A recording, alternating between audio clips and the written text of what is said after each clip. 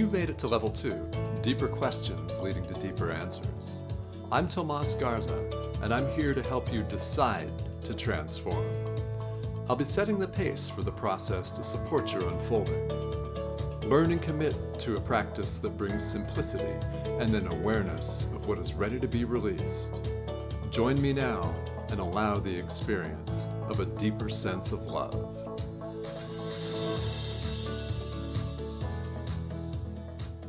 Hello and welcome to Decide to Transform. I'm your host, Tomas Garza, and joining me as my very special guest today is Annette Maria. Now, Annette and I have recorded a podcast together. I was her guest recently on her brand new podcast, Sacred Dance, which I loved. I loved it, and I'm happy to have her as my guest here today on Decide to Transform. Now, Annette has worn a number of different hats in the work world, and she still does.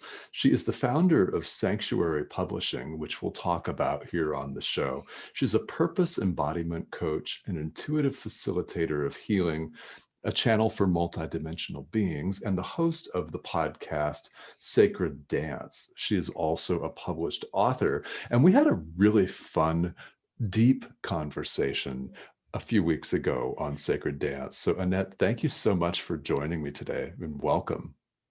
Thank you so much for having me, and I'm excited to talk to you again in a different way.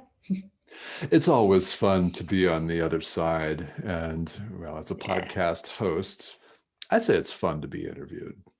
Oh, yeah. It gives you just a moment to sit back and receive and to flow. Right. And you never know what's going to happen. And of course, sometimes as the host, we never know what's going to happen anyway. But No, we don't. and the listeners out there, if it sounds like I know exactly what I'm talking about, great, roll with that, because I don't. So Yeah, exactly. we can go in with a plan, but often deviate from that. But let's start with the podcast since we're on that. Sacred Dance, it's relatively new. So, Mhm. walk us through your journey with creating it and jumping into the podcasting arena.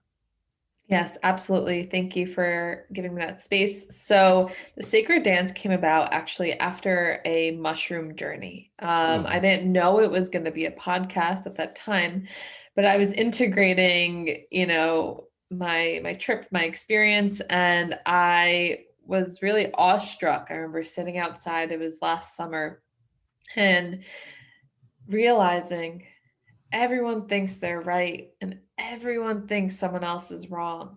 And I remember saying to my partner, what if no one's right? What if no one's wrong? And I was just like, my mind was really kind of blown and cracked open. And this was at the heart of a lot of like cancel culture, at the heart of the rise of all the madness of last year. But it was that moment of we're all separate and we're separating ourselves more and more and more. And this was the way the podcast came about, was through looking at the sacred dance of our reality, how everything weaves together. The feminine, the masculine, all sides have their point, all perspectives are welcome. And it's about allowing a platform for that. So, especially in spirituality, I hate the concept that one way is the only way, because that is not truth. And if someone tells you that, just bolt the other direction, because everyone has their own individual truth, their own karmic resolution that they're coming through, their own ancestral bag. We all have our own incarnation that we're living through. And that's what the sacred dance is all about, is about honoring the different paths in spirituality, sexuality, and healing, and showcasing people that have cultivated that, are living that serve people in those ways. And then also solo transmissions with me about what I am moving through and what I may be opening up to and connecting with.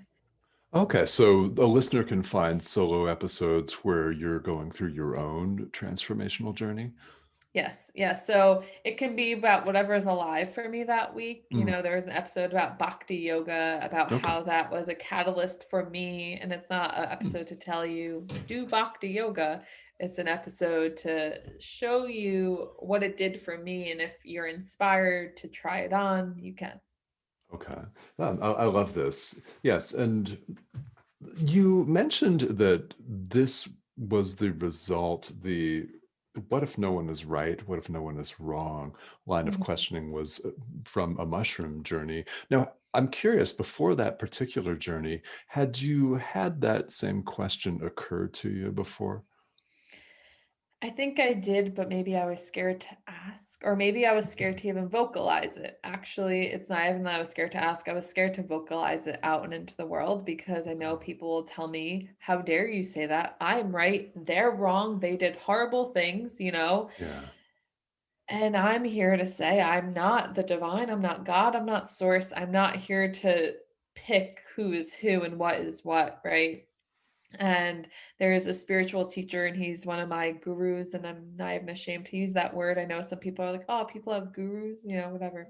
But uh a being named Maharaji, and he said everything, it's all perfect, and it's hard for us to see it because we all have our own perceptions, our own lenses, and Mhm. um yeah, so there's more I can dive into with that, but I was scared to vocalize it, and then it was me, just this realization of witnessing it from the outside rather than being in all of the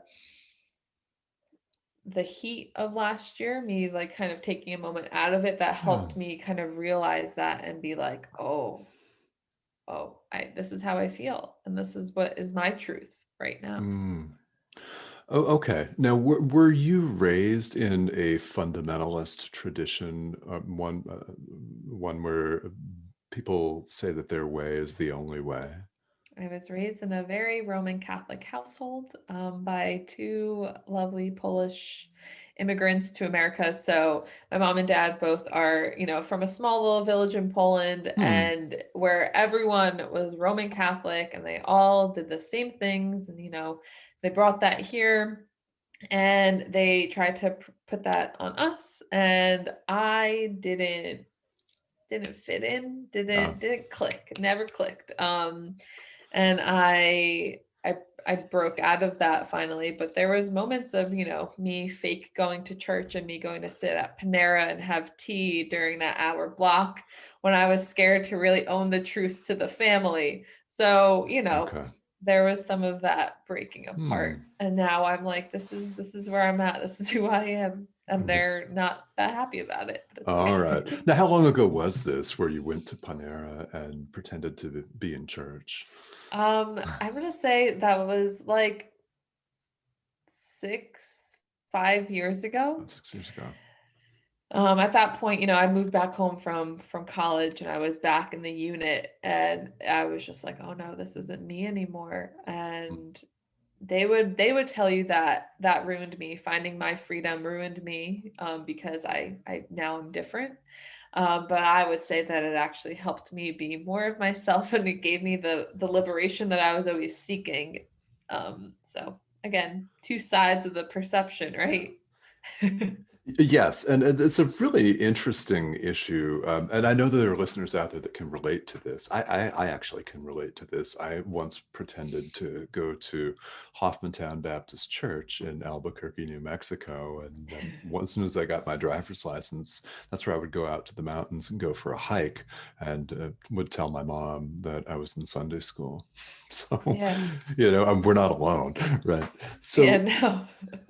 And now, do you remain really, really close with your parents? So is this a discussion that you all have periodically? I'm still close with them, I love them, I see them. They're still, working on my ancestral lineage is a big part of my work. Okay. Just because I think we need our village and we need to know where we came from. So that's been a big part of my healing, is coming back into that, but as me, not who they perceive me, who they want me to be.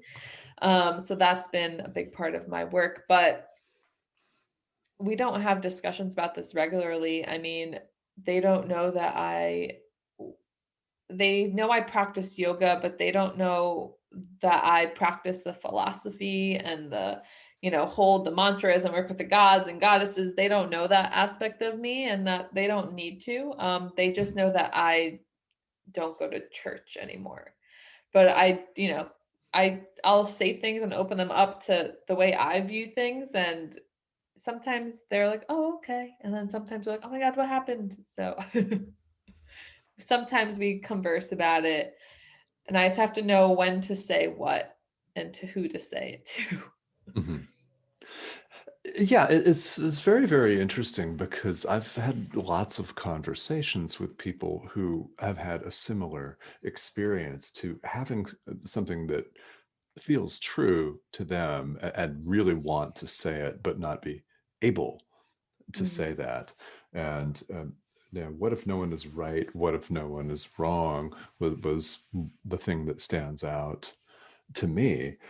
yeah. And so then, who have been some of your guests on Sacred Dance? So we have a variety of people. We have had people like yourself, meditation teachers talking about the 5D. We've had Akashic Records Oh, okay. readers.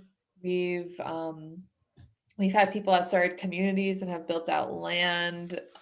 We've had people talking about goddesses and working with goddess spirituality, Mhm. talking about the feminine and the reconnection to the ancient feminine wisdom, talking about merging with the menstrual cycle and our cyclical nature. So we have guests from a variety of walks that come in spirituality and sexuality. We have an amazing quantum relationship couple that's coming on to talk about relationships and sexuality. So there's, various different individuals that are in this space, but they're all people who are in alignment with the energy of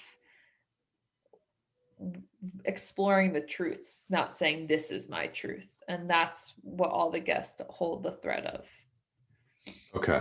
Yeah, one thing that strikes me that really has stood out for me is that all perspectives are welcome.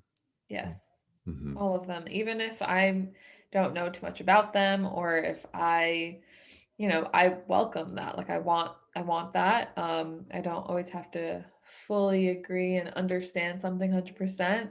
I want to bring people on, as the show evolves and continue to move forward, to talk about those truths and to bring people on of Mhm. more diverse backgrounds. So it will evolve in that way. Absolutely. Well, and listeners, I can attest, this is a fabulous show, and I had a great time on the show as your guest. It was a wonderful conversation. So, how have you grown and changed since you launched into the podcasting world? Mm. It allowed me to stop pedestaling people, I love it. Okay. to stop saying, oh, that person is better further along in their business, further along in, whatever they're doing, to it has allowed me to, remove people from that pedestal again and to bring them just down into being, this is just a human talking with me. They may be further along. They might be right where I desire to be in a couple of years, right? And it's allowed me to expand my capacity for myself to grow and my confidence. So it's been really an interesting journey of, also using my voice and sharing things that I normally maybe wouldn't share in like written post or like Instagram stories or something. It's given me that platform to say what I actually want to say and not kind of like beat around the bush. Yeah.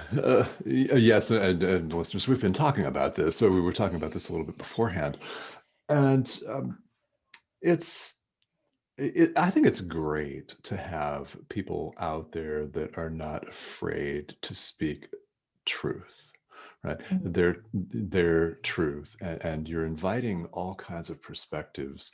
I'm just curious, as far as your own personal experience goes, what is the one thing that you've learned since launching this journey that has most surprised you? Mm, no matter the modality, no matter what the person does or any of that, we all have pretty much the same reason for doing what we're doing. And I think I always knew that, but to actually have the tangible conversations, and it's really helped me realize that the idea of competition is bullshit and Mm. that it is about realizing the collaboration, the celebration of each other, uplifting each other. The new paradigm of idea of evolving and into like the idea of new earth is possible.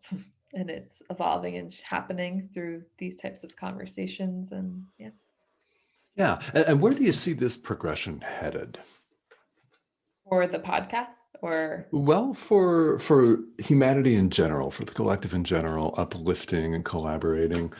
Yeah, what's your take on where we're going with this? yeah, I mean, that's a pretty vast question. And I'm first going to say, I don't know. Right And on. then my second to that is, I always like to say it's good to not know because I don't exactly know, but this is my idea. This is my feel. I think the more that we can stop looking at another as some force outside of us against us and look at other people as people working with us and start supporting that within ourselves, right? Looking at yourself as you are life isn't against you, life is happening with you, and the people around you aren't against you. They're working with you to evolve and grow.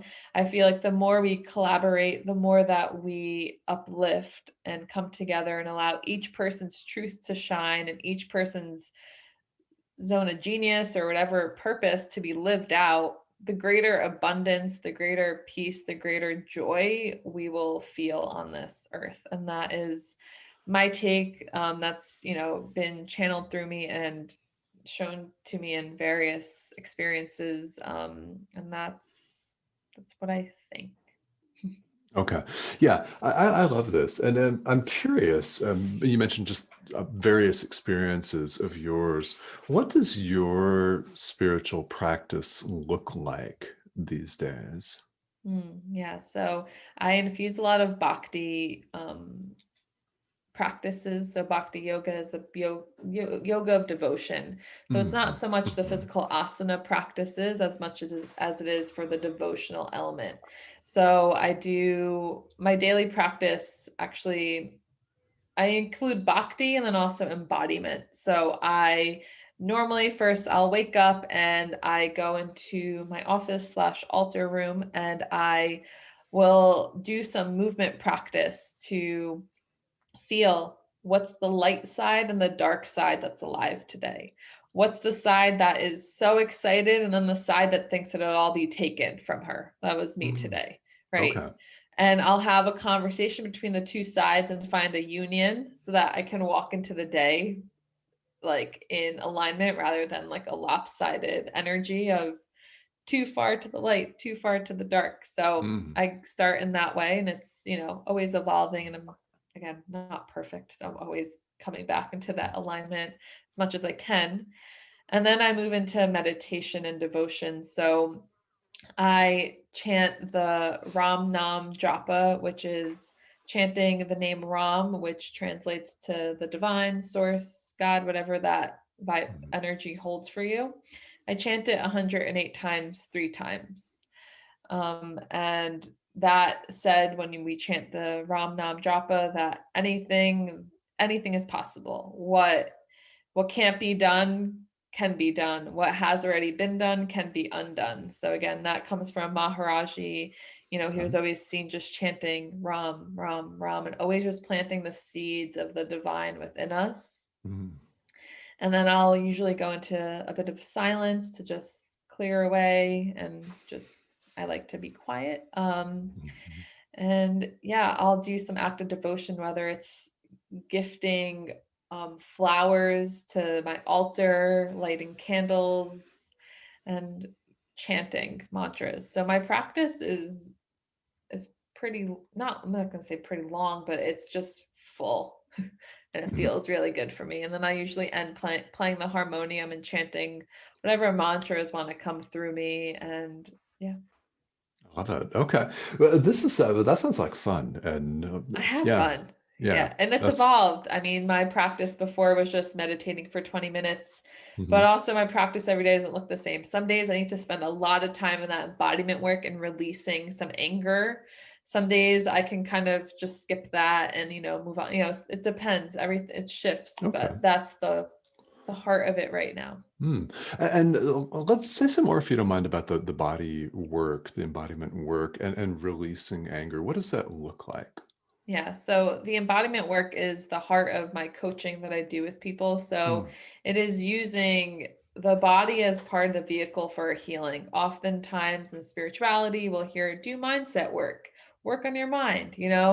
And we're already disassociated in this earth, in this society. And that just supports the disassociation when we're Yeah. just in the head, when Hmm. we think the head is the problem. And actually, most of our traumas, our issues, they reside in the body. The body remembers everything.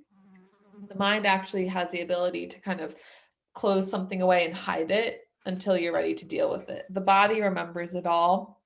Yeah. So Yeah. embodiment work is embodiment work is using the body as the vehicle for the communication, to not just try and mentally think your way through the healing or Okay. through the processing. It's through dancing through it and moving through it. So we will try on shapes and energies and use dance and movement to convey the energy that you are feeling, to have the Hmm. conversation with your body. Okay. So anger release, could look like, again, feeling, what does it feel like when you have anger in the body, that situation that is coming through you? Hmm. And then how does it need to come out? So do you need to punch some pillows? Do you need to throw something? And this is all done like a safe way. You're not just gonna be like harming yourself or another person. So it's about learning how to express emotions how you would as a child also, and giving that safety to do that. I gotcha. Yeah, interesting. All right. So it's done in a safe environment. And now do these sessions last for a certain period of time, or does it depend? Yeah, so when people come into coaching work with me, it's usually for 3 to 4 months at a time. So we Okay. we work on this, and we carve out the time, but the sessions last for an hour, and we can go as surface level or as deep as we can start. Again, most of us come disassociated from the body, as I Hmm. did. So it takes time to understand what it's like to feel our emotions and to viscerally experience them, like the little kid that wants to experience it, right? And the more we give ourselves that permission, I think the more presence that we can find in our reality, rather than feeling like succumbed to the emotions. We can just Yeah. let it Yeah. ride. And one can then sit in it and then also experience the release of that. Yeah. Yes. And it's just about moving past it, right? Mhm. Like today, something happened in with our plumbing, and I didn't want to deal with it. Neither did my boyfriend. And we both were just like, no. And then we both just had like a little bit of a temper tantrum. And we were like, I don't want to. Mm. And we were like stomping our feet. And then we were like, all right, now we're good. Let's deal with it.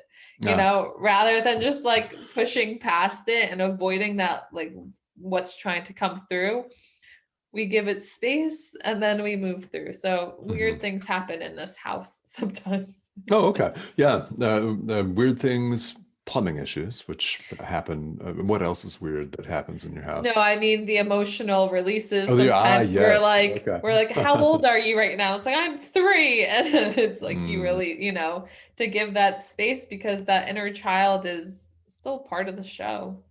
Oh, yeah. And still every bit as active as when we were 3. Yeah. Yeah. So the Mhm. more we give it that expression, the more it can feel safe. And then, Oh. it's also silly. It makes life Mhm. realize it's not that serious. Yeah, this is a really interesting point because we've been talking about spirituality and religion and people's traditions and people thinking that they're building or their meditation practice, their yogic philosophy is better than others. And, it's, we're not taking ourselves that seriously. So it sounds to me that laughter and fun are a huge part of your life. So how else do you incorporate that into your day? Hmm. I'm literally like a little 5-year-old.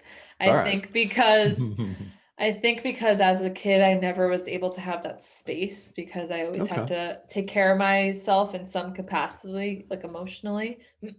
But I mean, I'm just so silly from the moment I wake up, and not always, right? But I try and incorporate as much dance, silliness. I have different alarms set on my phone, like at 1:11 every day. I have a money dance that we do where we jump up and down, or sometimes he's not home, but I will jump up and down, and I have a money mantra where I love money and money loves me. So Hmm. we'll do things like that, or I have a tambourine that I dance around the house with, and the dog thinks I'm way too loud sometimes. Oh, okay. But yeah, so there's different ways of playing, and again, play was actually something hard for me to do, so I need to intentionally incorporate it. So yeah, it's the creativity, the play, the expression is something I have to work on, Mhm. more than anything else, and I try to as best as I can. Well, I think that's great because some often as adults, we all receive cultural messages that we have to be serious as adults. We can't have fun anymore. We've got to go off and slave away at our job or whatever it is. And so it's really nice to see that there are people that are incorporating that back intentionally. Yeah. It's good to see. Hmm. Yeah, and like I just signed up for an 8-week pottery course because I just like to get my hands in like dirt and Yeah, clay. yeah. All I right. mean, so it's always about just exploring that. And again, I have to like actually put in my calendar, like dance, play, Mhm. or else I'll just get really serious and, focus on the other thousand things I'm doing. Oh, yeah. Well, as entrepreneurs, we all have many things that we could clog our calendars with. Oh, yeah. Well, Yeah. I understand. Yes. So now, and you're involved. Speaking of that, you're involved in so many different things, including a publishing company. So, Sanctuary Publishing. My understanding is this is a new endeavor for you. So, tell us, if you would, about your publishing. Yeah, absolutely. Thank you. So, Sanctuary Publishing is a new baby that was birthed through me. I recently have published a children's book and was working through another publisher. And I was just inspired to take on the process on my own, Hmm. and to do it for others. Because part of my purpose on this earth is gathering individuals together and creating a sacred experience, whether that's Mm. through the healing work I do. And in this, it's through the container of the process of birthing a book, of birthing a project. Okay. So Hmm. part of our work is a multi-author book. So we have multi-author books, which really are exciting because they hold the energy of that new paradigm that I was mentioning before of collaboration, people coming together for a like cause and shining that light through a common theme. So there's an overarching theme for every book that attracts certain people to it. So we do more multi-author books, and we're in the process of our first one right now, and I'm just so excited about it and the magic behind it. It's called Caged No More, Mm. and it'll be out around August timeframe out in the public. And it's all about showcasing women specifically who have broke free from societal constraints. So Mm. we can't see possibilities because of the blinders, right? We only see what's in front of us, and this is what's possible, but really the possibilities are endless. And if we can just see what's possible, it opens our mind up to be able to see it as well. So that's the purpose of this book specifically, and really all of them, is to show 25 to 30 different people who have created a different possibility for their reality. Okay. Now, are these contributing authors coming from all different walks of life, different career paths, etc.? Yeah, so all of the authors are entrepreneurs and they're Mm, all business owners in some form, and they're okay. here to, express their light and then also to expand their growth in their business. All right. And from all over the world? Yes, I love all it. over the Okay. world. Yeah, this is something there's something really interesting about a collaboration and a collaborative venture. And this is clearly, Annette, one of your themes in all of your work. And are Yes. there ways that we haven't talked about that you're involved in collaborative ventures with people? No, I think we've Mm, touched on at the moment our big purpose behind it all is to open a healing space mhm. to really house all of the collaboration and all of this magic. And that's still it's like little infant stages. So I love it. that will happen at some point too. But yeah, Okay. this is my mission on this Yeah, earth. beautiful, beautiful. Well, and it's really wonderful that you know what that is and that you're taking these positive steps toward it. So, congratulations. I think that's really wonderful. Thank you. It's overwhelming, terrifying, and exciting at the same time. Yeah, all of that, and this is something that I've been meaning to discuss with you since we set this show up. Is that on sacred dance in the podcast, there's a real emphasis. One of the reasons why I was personally excited to appear as your guest on sacred dance was that you wanted to go deep and you weren't afraid of that. So are you seeing in your work a lot of people who are afraid to do the deeper work? Absolutely. I think because we think the shadow will consume us, right? That the pain, the Mhm. heaviness, what we're avoiding, and I'm talking from like my own experience as well, Sure. right? We think that's going to consume us because it feels so heavy. But I think it really just feels so heavy because we've avoided it for so long. And if we can meet it more often and kind of be friends with it, walk alongside of it, it no longer feels so heavy. It just kind of feels like this place that we don't really want to go to, but we're like, oh, I feel this in me. All Hmm. right, let's see what's here, rather than this like massive weight. So, yes, 100%. I mean, I think that's why it's important to have a guide, whether it's a coach, a therapist, a healer, whatever it may be. It's important to have someone to guide you so that you don't feel so unsafe in this terrain. Because I think the unknown is what prevents us from doing so many things, whether it's starting a business, Hmm. healing, Yeah. speaking our truth, whatever it is. And having someone that maybe is like a step ahead, few steps ahead, gives you that, like, again, that possibility to see like, okay, they're okay and they've moved through this, I'm gonna be okay too. Mm. It is really nice to have that guidance for sure. Yeah. What would you say to someone who's listening to this broadcast and they're wondering, is it the right time for me to engage in this work? Let's say someone's curious about any of these projects that you work on, working with kind of the shadow or some of the internal hidden things that we'd rather Mm, not go to. yeah. Right. Yeah. If someone's on the verge of that, what would you say to them? Well, I would say if you're thinking about it, you're thinking about it for a reason. So know that it's safe to Yeah. dive into it.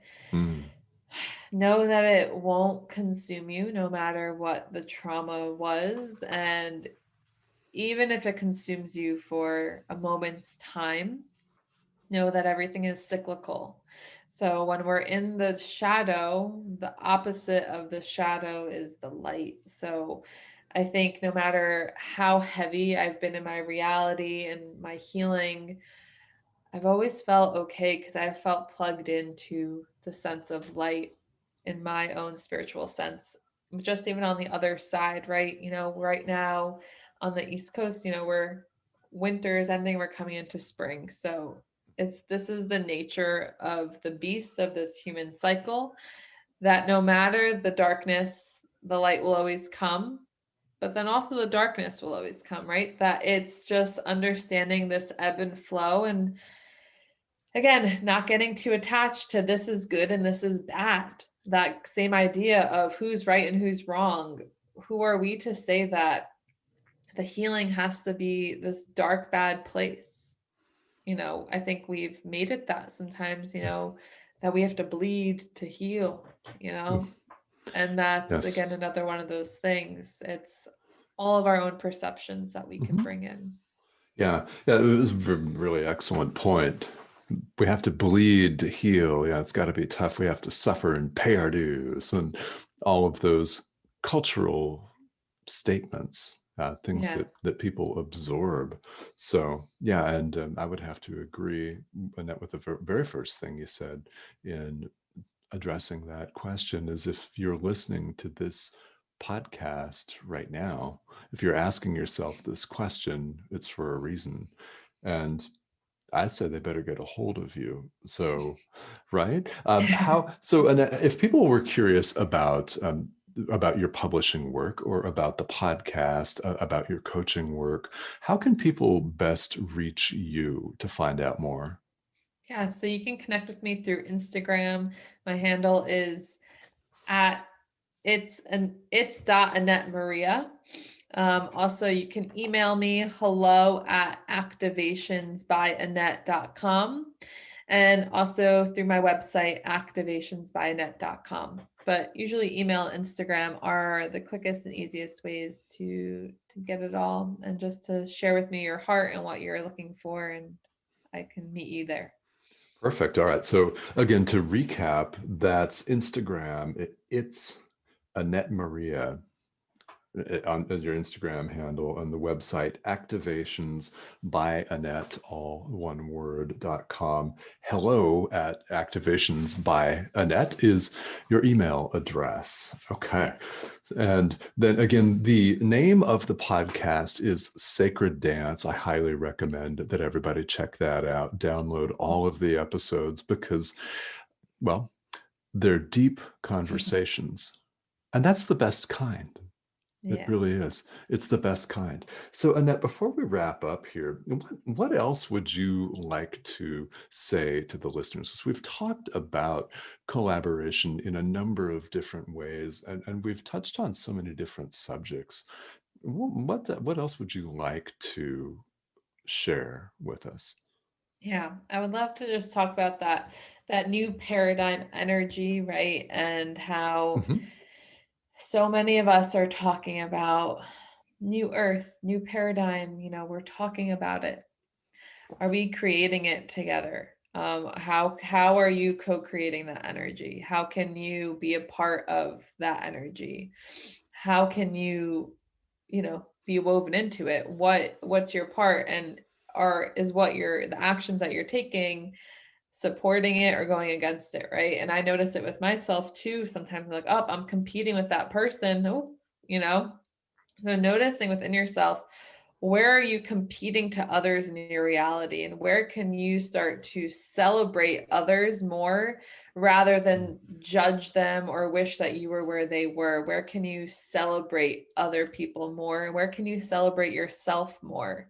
Hmm. Like where can, Yeah. without being so hard on yourself, like, oh, I should be here, oh, I didn't do so good in my business this month because I only made X amount or zero amount, whatever the reality is. What can you celebrate? What's actually good? Because the more we celebrate, the more we can amplify our energy to co-create what we want. So Okay. Well, I love this emphasis on celebrate not just other people, but ourselves. Okay. yes, Yeah. so important. It is. It is, and often neglected by so many people, for sure. Yes. I have an alarm set for that too at 8:30 at night because it's Ah. hard for me. I can sit in my misery for eternity. I thrive there. But I really need to that constant daily act of celebrating myself, looking at the goodness, even how small it might be some days or how massive it is other days. Mm. Yes. So it prompts me to ask one more question. What other alarms do you have? That's about it That's it? right Okay. now. All right. Yeah. I just asked. I know my wife is listening to this and she has lots of them. So there we go. Yeah. And really it's good to remind ourselves that we need laughter. It's good to remind ourselves to give ourselves a virtual hug, right? Or Mhm. yeah, a physical one. No question about it. All right. Absolutely. Well, Annette, this has been a lot of fun, and I've learned a great deal about you and what drives you in your life. I've very much enjoyed this conversation. Thank you so much for joining me as my guest today. Absolutely. Thank you for having me. It's been so much fun. This has been Decide to Transform with Annette Maria. And again, check out Annette's website, activationsbyannette.com, and give a listen to her podcast, Sacred Dance. It's a good one. All right, guys. Thank you so much for joining me here today on Decide to Transform. We'll see you all again next time.